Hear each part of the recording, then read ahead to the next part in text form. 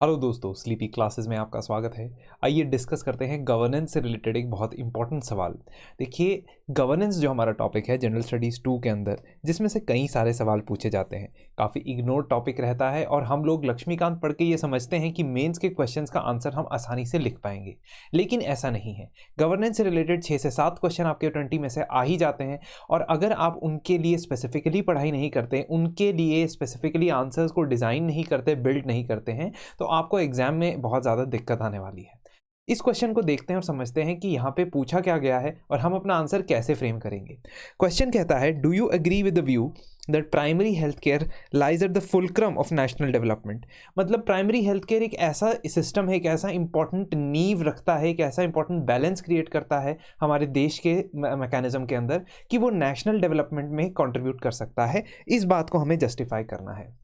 देखिए, डेवलपमेंट कैसे मेजर की जाती है। डेवलपमेंट मेजर की जाती है पर कैपिटा इनकम के द्वारा, डेवलपमेंट मेजर की जाती है इक्वालिटी के द्वारा, डेवलपमेंट मेजर की जाती है एजुकेशन के लेवल्स के द्वारा, डेवलपमेंट मेजर की जाती है हेल्थ के लेवल्स के द्वारा। तो अगर ये सब चीज़ों में हमारा प्राइमरी हेल्थ केयर सेंटर एक बहुत इंपॉर्टेंट रोल प्ले करता है, तो आप येस कहेंगे, अग्री करेंगे और जस्टिफाई करेंगे अपनी स्टेटमेंट को। अगर आपको लगता है कि नहीं, primary health care centre primary health care जो है वो इंपॉर्टेंट नहीं है, तो आप नहीं रखेंगे। लेकिन फर्स्ट ऑफ ऑल हम मोस्टली फर्स्ट ऑप्शन को ही चूज करने वाले हैं। Also mention the challenges faced by this sector and government initiatives taken in this regard. अभी क्वेश्चन आपको कंफ्यूज कर देगा क्योंकि ये बहुत ही बड़ा क्वेश्चन ऐसे डिमांड कर रहा है जिसमें 3 चीज़ें आपको बतानी है। आपको जस्टिफाई करना है कि primary health care national development को कैसे मदद करेगा, नंबर 1। सेकेंडली, आपको ये बताना है कि क्या चैलेंजेस ये सेक्टर फेस करता है, और थर्डली आपको ये बताना है कि गवर्नमेंट ने ऑलरेडी क्या इनिशिएटिव्स इसमें लिए हैं। इस क्वेश्चन के अंदर एक बात तो तय है कि हमारे पास वे फॉरवर्ड बताने के लिए ना तो ज़्यादा स्कोप, ना ही ज़्यादा स्पेस और ना ही ज़्यादा टाइम रहेगा और ना ही वर्ड्स। तो इसीलिए हमें बहुत ही ध्यान से अपने आंसर को कैलिब्रेट करना होगा। सबसे पहले हम इस डेफिनेशन को ध्यान से समझेंगे कि वर्ल्ड हेल्थ ऑर्गेनाइजेशन ने प्राइमरी हेल्थ केयर की क्या डेफिनेशन दी है। प्राइमरी हेल्थ केयर जो आज तक हम समझते हैं कि छोटी मोटी चोट लगने पे आप जिस डिस्पेंसरी के पास जाते हैं वो प्राइमरी हेल्थ केयर है, ऐसा नहीं होना चाहिए। प्राइमरी हेल्थ केयर की डेफिनेशन वर्ल्ड हेल्थ ऑर्गेनाइजेशन के हिसाब से एक ऐसी whole of the society approach है where health and wellbeing is centred on the needs and preference of individual, of family and community. तो इंडिविजुअल, फैमिली और community सारों को इंक्लूड करके आप जो हेल्थ सर्विसेज प्रोवाइड करते हो वो प्राइमरी हेल्थ सर्विसेज है। और ये सिर्फ हेल्थ के ऊपर ध्यान नहीं देता है, ये आपकी न्यूट्रिशन के ऊपर ध्यान देता है, ये आपकी फिजिकल, मेंटल और सोशल हेल्थ एंड वेलबींग के ऊपर ध्यान देता है। तो just freedom from diseases is not health. अगर आप डिजीज फ्री हैं तो इसका मतलब ये नहीं है कि आप हेल्दी हैं। अगर आपको पोषण रहित खाना मिल रहा है, if you are getting food that is not nutritious, if you are consuming contaminated water, or if you do not have good healthy sanitation practices in your localities, ठीक है, ये सब भी हेल्थ के अंदर आता है। तो इस चीज़ को ब्रॉड माइंडेड तरीके से समझना है और इसी चीज़ को अप्लाई करना है। यही तो बहुत बड़ा गैप हमारी प्राइमरी हेल्थ केयर के अंदर बन जाता है कि हम सिर्फ बीमारियों के इलाज के पर्सपेक्टिव से प्राइमरी हेल्थ को देखते हैं, लेकिन एक हेल्दी वेलबींग के हिसाब से प्राइमरी हेल्थ केयर को नहीं देखते हैं, और उसमें तीनों लेवल यानी इंडिविजुअल, फैमिली और कम्युनिटी लेवल को इंक्लूड नहीं कर पाते हैं। अब हमें क्या लगता है कि क्या प्राइमरी हेल्थ केयर फलक्रम है नेशनल डेवलपमेंट का? हम कहेंगे हाँ। रीजन बीइंग, सब हेडिंग दे दी हमने कि हमने बात कर रहे हैं कि क्यों हेल्थ केयर का फलक्रम है, डेवलपमेंट का फलक्रम है। सबसे पहले तो अगर अर्ली डिटेक्शन और प्रिवेंटिव केयर अवेलेबल हो जाता है डिजीजेस का, तो लोगों का बाद में जब डिटीरियोरेट हो जाता है उनकी हेल्थ कंडीशन, उस पर जो खर्चा होता है वो बच जाएगा। दूसरा, बर्डन जो है सेकेंडरी और टर्शियरी सेक्टर का कम हो जाएगा, यानी कि जो आप रेफरल देते हो डिस्ट्रिक्ट हॉस्पिटल को, डिस्ट्रिक्ट हॉस्पिटल से मल्टी स्पेशलिटी सुपर हॉस्पिटल को आप रेफरल देते हो, वो बर्डन कम हो जाएगा। और ख़ास तौर पे हमने पैंडेमिक्स वगैरह में देखा कि जब ये बर्डन इंक्रीजिंगली बढ़ जाए और प्राइमरी हेल्थ सेंटर जो है वो केपेबल ना हो हेल्थ मैकेनिज्म को डेवलप करने के लिए, इंप्लीमेंट करने के लिए, तो कैसी आपदा आ सकती है।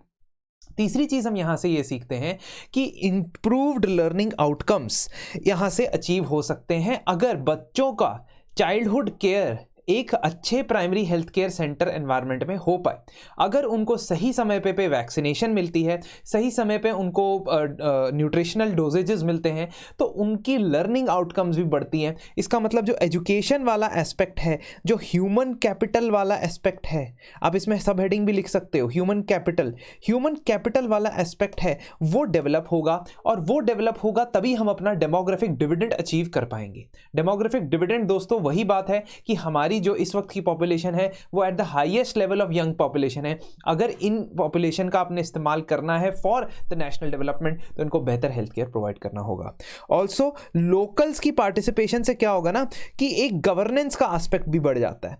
दोस्तों अगर हेल्थ केयर के अंदर लोकल्स पार्टिसिपेट करेंगे और उनके बीच में जो डिजीजेस प्रेवलेंट है उसके रिस्पॉन्स में गवर्नमेंट वहां हेल्थ केयर सेंटर्स बनाएगी, तो एक तरीके से सोशल कॉन्ट्रैक्ट में ट्रस्ट बिल्डअप होगा सिटीजन्स और गवर्नमेंट के बीच में। तो ये एक बहुत ज़्यादा इंपॉर्टेंट चीज़ है हेल्दी डेवलपमेंटल एनवायरनमेंट क्रिएट करने के लिए। आप समझे, यहाँ सिर्फ हेल्थ को हम डिजीज़ के ऊपर नहीं डेडिकेट कर रहे हैं या रिस्ट्रिक्ट कर रहे हैं, हम उसके ब्रॉडर मीनिंग में जा रहे हैं, और ये हम जस्टिफाई कर रहे हैं अपनी बातों से और अपने लॉजिक से। Ecosystem creates an contingency and pandemic resilience हमने देखा गया। अगर ऐसा प्राइमरी हेल्थ केयर इकोसिस्टम है जिसका इस्तेमाल करके आप बहुत मैसिव स्केल के प्रोग्राम्स को कंडक्ट कर सकते हैं, तो उससे कितना फायदा होता है, इससे बढ़िया एग्जांपल आपको इंडिया के कोविड वैक्सीनेशन प्रोग्राम से ऊपर नहीं मिल सकता है, जो कि एक बहुत ही सक्सेसफुल कोविड वैक्सीनेशन प्रोग्राम माना जाता है। अब इसी वजह से हम कहते हैं कि डेवलपमेंट के लिए यह भी जरूरी है कि आप पेंडेमिक, डिजास्टर्स, इनको रेजिलिएंट इंफ्रास्ट्रक्चर बनाएं, और हेल्थ केयर भी कुछ कम नहीं है। तो हेल्थ केयर में भी आपको ऐसा इंफ्रास्ट्रक्चर तैयार करना होगा जो प्राइमरी लेवल पे आपको इन डिजीज से फाइट करने के लिए हेल्प करता है, सहायता करता है।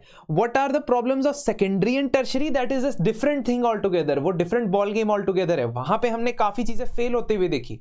तो ये चीज आपने समझनी है कि हम प्राइमरी हेल्थ केयर पे फोकस कर रहे हैं इस आंसर पे। अब चैलेंजेस क्या है प्राइमरी हेल्थ केयर के? सबसे पहला चैलेंज है कि इसका स्कोप लिमिटेड समझा जाता है। लिमिटेड का मतलब है कि आप पोलियो कैंपेन चलाते हैं, ट्यूबरकुलोसिस के खिलाफ कैंपेन चलाते हैं, है ना, ये सब डिजीज स्पेसिफिक कैंपेन्स चलाते हैं, जिससे इसका एक तो यहां स्कोप लिमिटेड होता है, और हम ये सोचते हैं कि प्राइमरी हेल्थ केयर का मतलब है कि बस basic health care services provide हो जाए। लेकिन हम ज्यादा ध्यान नहीं देते हैं नॉन कम्युनिकेबल डिजीजेस की मॉनिटरिंग पे, उसकी अर्ली डिटेक्शन पे, ना ही हम ज्यादा ध्यान देते हैं न्यूट्रिशनल डेवलपमेंट पे थ्रू द हेल्थ सेंटर्स। तो इसीलिए वो हमारा स्कोप लिमिटेड रख देती है। तो हम या तो प्रेगनेंसी या early antenatal care, prenatal care provide करने पे फोकस रखते हैं, या पोलियो, टीबी पे फोकस करते हैं। लेकिन अगर बात की जाए तो नंबर ऑफ मॉर्बिडिटीज, यानी कि जो डिजीजेस डेथ कॉजिंग डिजीजेस होते हैं, उनकी कवरेज देखी जाए तो उनमें से सिर्फ 15% मॉर्बिडिटी जो है वो हमारे नेशनल हेल्थ प्रोग्राम कवर करते हैं। हमें और भी ज़्यादा इसको डाइवर्सिफाई करने की ज़रूरत है। अगली बात आती है इंफ्रास्ट्रक्चर की। तो प्राइमरी हेल्थ सेंटर्स खुद ही शॉर्टेज में है, 1/5 यानी 20% शॉर्टेज है। सब हेल्थ सेंटर्स जो उसके अंडर काम करते हैं वो 20% शॉर्टेज है। और कई सारे हेल्थ सेंटर्स भारत में चलते हैं जो इंडियन पब्लिक हेल्थ स्टैंडर्ड्स के नॉर्म्स के हिसाब से भी उनमें वैलिड सुविधाएं अवेलेबल नहीं है। तो ये चीज़ हमें पॉइंट आउट करने के लिए डेटा का इस्तेमाल करना होगा। Health care, education, employment, skill development, ऐसे टॉपिक्स में डेटा आपकी बहुत सहायता करता है। तो डेटा के आपको अपने बैंक्स बना के रखने होंगे। ऐसे आपके नोट्स में पेजेस होने चाहिए जिसमें सिर्फ उन पर्टिकुलर सेक्टर्स और पर्टिकुलर इशू से रिलेटेड डेटा लिखा हो। प्राइमरी हेल्थ सेंटर्स पे अब डबल बर्डन इंक्रीज होता जा रहा है। भारत में जो डायबिटिक पॉपुलेशन है, कार्डियोवैस्कुलर डिजीजेस से सफर करती हुई पॉपुलेशन है, वो वर्ल्ड की हाईएस्ट बर्डन के अंदर आती है। मतलब वर्ल्ड में कहीं पे भी इतनी ज्यादा पॉपुलेशन आज not suffering from the non communicable diseases. तो आपके communicable plus non communicable diseases भी है। ठीक है, यहाँ पे ट्यूबरकुलोसिस गलत लिखा हुआ है। ठीक है, ट्यूबरकुलोसिस हमने कम्युनिकेबल इन्फेक्शंस के अंदर डालना है। तो न्यूमोनिया एंड ट्यूबरकुलोसिस के ऊपर भी फर्क है, और कार्डियोवैस्कुलर डिजीजेस भी फर्क है। ये चीज़ आप देख लेना, ध्यान रखना। ठीक है, तो this because tuberculosis is a bacterial infection, whereas diabetes and cardiovascular disorders are internal non-communicable disorders। तो वो चीज़ आपने ध्यान रखनी है कि ये डबल बर्डन बढ़ चुका है, जिसमें कम्युनिकेबल एंड नॉन कम्युनिकेबल दोनों ही डिजीजेस जो है वो सामने आते हैं। और लो फंडिंग जो है हमारा सबसे बड़ा प्रॉब्लम रहा है। हेल्थ केयर का जो एक्सपेंडिचर है और as a percentage of GDP वो 1.5% के अराउंड एवरेज हॉवर करता है। ऐसा कहा जाता है कि पिछले साल जो एक्सपेंडिचर था वो 2% क्रॉस कर गया था, but that was because of the Covid pandemic. Otherwise in normal years ये 1.5% से कम ही रहता है। ह्यूमन रिसोर्सेज की बात करें तो 25,000 प्राइमरी हेल्थ केयर सेंटर्स में लगभग 9,000 डॉक्टर्स की शॉर्टफॉल देखी जाती है। और ओवरऑल अगर पार्लियामेंट के अंदर मिनिस्ट्री की स्टेटमेंट के ऊपर जाएं तो उनका कहना है कि ओवरऑल सभी सेक्टर्स में 6 लाख डॉक्टर्स की कमी है। ऑल्दो हमारा मेन फोकस यहाँ पे डेटा किसके ऊपर होना चाहिए, प्राइमरी हेल्थ केयर सेंटर के ऊपर होना चाहिए। अब प्राइमरी हेल्थ केयर सेंटर का एक प्रॉब्लम ये भी है कि वो अर्बन सेंटर्स में इतना ज्यादा डेवलप नहीं है, उसकी जो फोकस एरियाज है वो रूरल एरियाज के अंदर रहती है। अब आपको पता है कि हमारी रैपिडली एक्सपेंडिंग अर्बनाइजेशन की वजह से हमारी अर्बन पॉपुलेशन बहुत ज्यादा ग्रो करती जा रही है। इस वक्त हमारी अर्बन पॉपुलेशन टोटल पॉपुलेशन का 30% है, आगे जाने वाले समय में वो 50% के आसपास कहीं हो जाएगा, यानी 45 to 50%, 60 करोड़ तक पहुंच जाएगा। तो कहने का ये मतलब है कि अर्बन पॉपुलेशन के लिए क्या हमारे पास primary health care resources available है या नहीं, इस पे अभी भी सवालिया निशान लगे हुए हैं।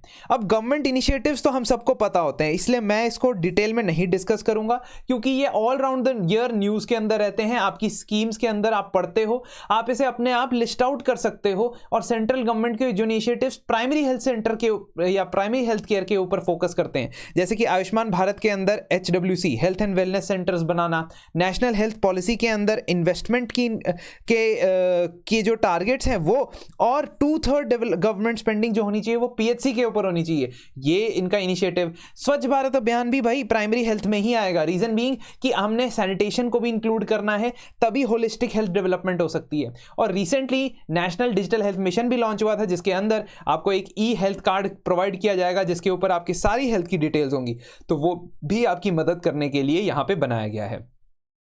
तो दोस्तों एक और चीज हमने ध्यान रखनी है कि हम स्टेट गवर्नमेंट के जो इनिशिएटिव्स हैं उनको भी यहां पे मेंशन कर सकते हैं। रीजन बीइंग कि अगर आप थोड़े से स्टेट गवर्नमेंट के इनिशिएटिव्स के बारे में बात करोगे, this is a state subject basically, health वगैरह, हेल्थ एंड वेलनेस जो है वो स्टेट सब्जेक्ट के अंदर आता है, हमारी स्टेट लिस्ट में आता है शेड्यूल 7 की। तो स्टेट इनिशिएटिव्स के बारे में अगर आप यहाँ पे लिख देते हो, एक दो एग्जाम्पल दे देते हो, ठीक है, और if you have any example from any municipal corporation और if you have any example from a district which I will ask you to find out, आप ढूंढेंगे अपनी तरफ से और एक केस स्टडी बताएंगे कि कैसे किसी डिस्ट्रिक्ट के अंदर जो है वो प्राइमरी हेल्थ केयर सेंटर को या प्राइमरी हेल्थ को इंप्रूव किया गया है, और अपने इस आंसर में आप इंक्लूड करेंगे। ये आपको मैं काम इसलिए दे रहा हूं क्योंकि जब बंदा खुद काम करता है ना, खुद थोड़ी बहुत रिसर्च करता है, तो उसकी अटैचमेंट हो जाती है उस चीज से। नहीं तो ये प्रोडक्ट जो मैं आपको दे रहा हूं यहाँ पे 12 बजे आके प्रोडक्ट दे रहा हूं, आपकी उसकी अटैचमेंट नहीं होगा, लगाव नहीं होगा। लेकिन अगर आप इसमें खुद के अपने नोट्स ऐड कर दोगे ना, तो उसमें अटैचमेंट होगी, लगाव हो जाएगा,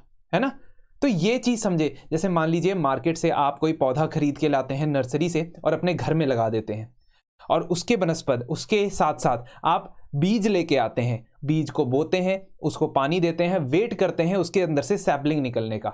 आप बताइए कि किसके साथ ज़्यादा अटैचमेंट होगी आपकी? ऑफ कोर्स जो आपने सैपलिंग खुद से सीड से उगाया है। तो इसीलिए आपको यहाँ पे लिखना ज़रूरी है, इसके अंदर अपने एडिशंस करना जरूरी है, तभी आंसर आपका यूनिक हो पाएगा। मैं आपको बेस्ट केस सिनेरियो नहीं दे सकता कि ये आंसर कॉपी करके आ जाओ, क्योंकि आपकी इंडिविजुअलिटी रिफ्लेक्ट करनी चाहिए आंसर्स के अंदर। फाइनली हम ये बताएंगे कि अगर हम प्राइमरी हेल्थ केयर पॉलिसी को इंश्योर करते हैं, एक डेडिकेटेड पॉलिसी सिर्फ प्राइमरी हेल्थ केयर के लिए बना के उसे इंश्योर करते हैं, तो शायद हम सस्टेनेबल डेवलपमेंट गोल नंबर 3 और हमारी नेशनल हेल्थ पॉलिसी के अंदर जो यूनिवर्सल हेल्थ कवरेज है उसकी टारगेट्स को मीट कर पाए बिफोर 2030। तो ये चीज से आप इंक्लूड करोगे, पॉजिटिव नोट से आप कंक्लूड करोगे। दोस्तों अगर आप डिस्कशंस के साथ साथ ये भी देखना चाहते हो कि आपकी आंसर राइटिंग में कितना सुधार आया है, आप इवैल्यूएशन करवाना चाहते हो अपने आंसर्स की, और मेरे साथ वीकली लाइव डिस्कशंस के अंदर पार्टिसिपेट करना चाहते हो, तो आप 2023 प्रीलिम्स से पहले एक 48 दिन का यानी 8 हफ्ते का बूट कैंप तैयार कर सकते हो। इसमें आप प्रीलिम्स के लिए भी प्रिपेयर कर पाओगे और मेंस की आंसर राइटिंग से आपका लिंक भी जुड़ा रहेगा। तो 48 डेज के लिए आपका ये प्रोग्राम जो है वो मेंस आंसर राइटिंग का चलने वाला है। ये 19 दिसंबर से स्टार्ट हुआ है, लेकिन this will continue till 11th of Feb, leaving you enough time for only specific prelims preparation for 2023। साथ ही साथ आपका जो वैलिडिटी है इसकी वो मेंस 2023 तक ही भी है। तो अगर आधा अभी आप करते हो, आधा प्रीलिम्स के बाद भी करते हो तो भी चलेगा। लेकिन जिन लोगों का बिल्कुल आंसर राइटिंग का एक्सपीरियंस नहीं है, जिन लोगों ने आंसर राइटिंग को सीखना है स्क्रैच से, स्टार्टिंग से, उनके लिए ये सजेस्ट किया जा रहा है कि आप इस प्रोग्राम को जरूर ज्वाइन करें। वहां पे मैं इवैल्यूएशन के साथ साथ आपके आंसर्स को डिस्कस भी करूंगा वीकली, और आपके सारे के सारे डाउट्स लूंगा। डायरेक्टिव्स, कीवर्ड्स, कंटेंट, स्ट्रक्चर, ये सारी चीजों के ऊपर आपकी जितने भी बातें होंगी वहां पे की जाएंगी। तो इस प्रोग्राम में एनरोल करने के लिए आप हमारे नंबर्स पे कांटेक्ट कर सकते हैं, ईमेल आईडीज पे हमें मेल कर सकते हैं। तो ऐसी ही डिस्कशन के लिए और ऐसी डिस्कशंस जो हमारी जीएस के अंदर चलती रहती है, उसके लिए हमसे जुड़े रहने के लिए धन्यवाद। GS3 के आंसर के साथ हम कल आपके साथ जुड़ेंगे 12 बजे।